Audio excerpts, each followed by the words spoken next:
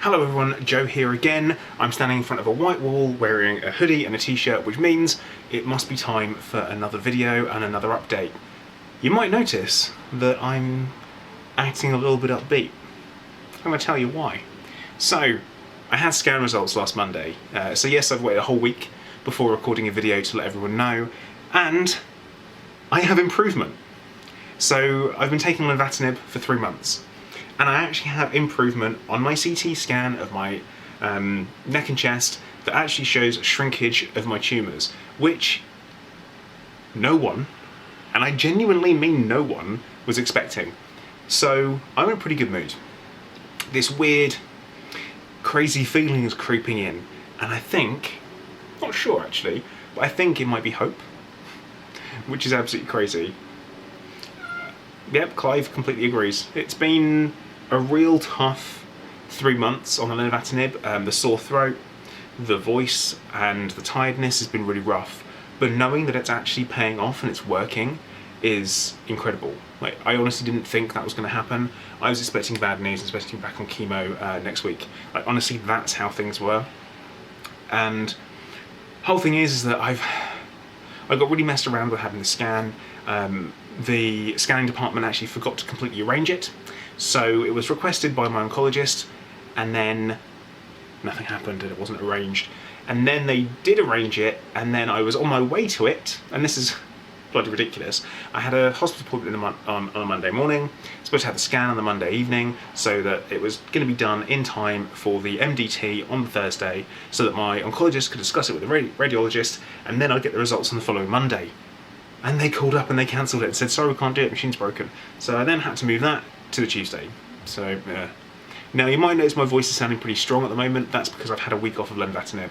I needed it, to be honest. There's only so much really kind of soft, boring food that a man can take before he decides that he actually needs to have something a bit spicy, which I did, and I have, and I will continue to have. I'm going to start retaking it today, knowing that it's working, which is incredible, which is absolutely fantastic. So that's the main kind of thing that I want to talk about in this video, is like the surprise. Now, there might be some people thinking that saying, hang on, you have anaplastic thyroid cancer, that shouldn't be working.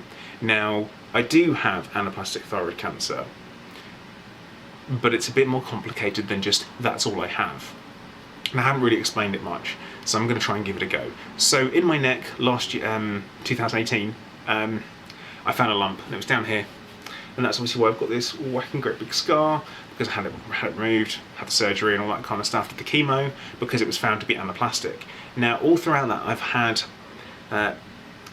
METs, because I really hate that word and struggle to say it. So I had METs in my lungs from diagnosis. My initial diagnosis was follicular thyroid cancer in 2016.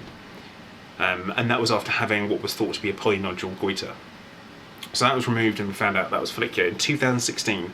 Had a CT scan in 2016 when it all started, lung mets, okay? And they looked at it and went, yep, it's the same thing. So, had that removed, went through my radioactive iodine treatment, then 2 years later, found the anaplastic thyroid cancer here, had that removed. At the time, we still only thought it was follicular, until it was removed. Then the pathology was done and then it was found out that's what it was. So, what we know now, and what we currently know, is that I have definitely a mixture of unknown components in the lungs and non-radioactive responsive follicular thyroid cancer. So that's kind of where we are and what we know. And cancer's a difficult thing, especially when it's very internal, like your lungs. You can only do so much to look at it. You can't go straight in, dissect every single nodule you've got and go like, oh, that's this much, that's this percentage, that's this. It just doesn't work that way. So that's kind of where we are at the moment. So I continue with the lenvatinib. We keep going with that until shrinkage stops, and then at which point we kind of know what's left over. And I think the kind of way it's going to go is going to keep going until it shrinks, and then it's going to start growing again. And that's probably what's going to happen over the next few months or so. But you know what? Until then, as far as I'm concerned, things are improving.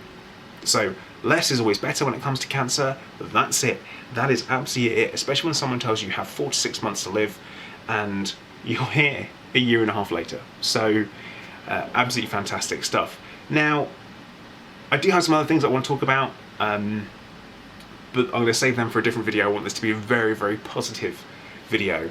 And for a change, I'm like, whoa, yeah, I might seem a little bit manic to you, but I've been out buying toilet paper, which was a real adventure, and I actually found some. So on that note, wash your hands, people. Stay inside, avoid people. You know why. You better know why. And if you don't, you should be doing it.